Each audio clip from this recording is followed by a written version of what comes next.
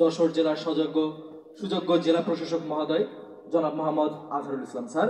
এছাড়া বিশেষ অতিথি হিসেবে উপস্থিত আছেন জনাব দেলার হোসেন খোকন, যুগ্ম আহ্বায়ক যশোর জেলা বিএনপি, জনাব আলহাজ মিজানুর রহমান খান, সভাপতি চেম্বার্স অব কমার্স, জনাব জাহিদ হাসান টুকন, সভাপতি প্রেস ক্লাব যশোর, জনাব মহিবুর রহমান হিরণ, প্রধান পৃষ্ঠপোষক যশোর সাংস্কৃতিক পরিষদ। এছাড়া আজকের অনুষ্ঠানে সভাপতিত্ব করছেন জনাব ডাক্তার আবু কালাম আজাদ লিটু, সাধারণ সম্পাদক যশোর ইনস্টিটিউট যশোর সহ উপস্থিত আছেন রাজনীতিবিদ, শিক্ষা অনুরাগী, সাংস্কৃতিক কর্মী সহ উপস্থিত সকলকে জানাই বিপ্লবী শুভেচ্ছা ও সালাম।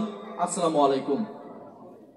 অনুষ্ঠানের শুরুতে আমি শ্রদ্ধাভরে স্মরণ করছি 1971 সালের মহান মুক্তিযুদ্ধে নিহত সেই শহীদদের, যাদের রক্তের বিনিময়ে আমরা একটা স্বাধীন ভূখণ্ড পেয়েছি। জুলাই 24-এর গণ অভ্যুত্থানে বাংলাদেশকে একটি ফ্যাসিস্ট মুক্ত, স্বৈরাচার মুক্ত বাংলাদেশ বিনির্মাণে আমার যে সকল শত শত ভাই বোন শহীদ হয়েছেন, তাদের রুহের আত্মার মাগফিরাত কামনা করছি।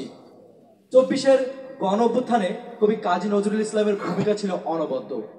কবি কাজী নজরুল ইসলামের বিপ্লবী চেতনা, গান, কবিতা এবং লেখনী আমাদের মধ্যে সাহস এবং দৃঢ়তা সৃষ্টি করেছিল।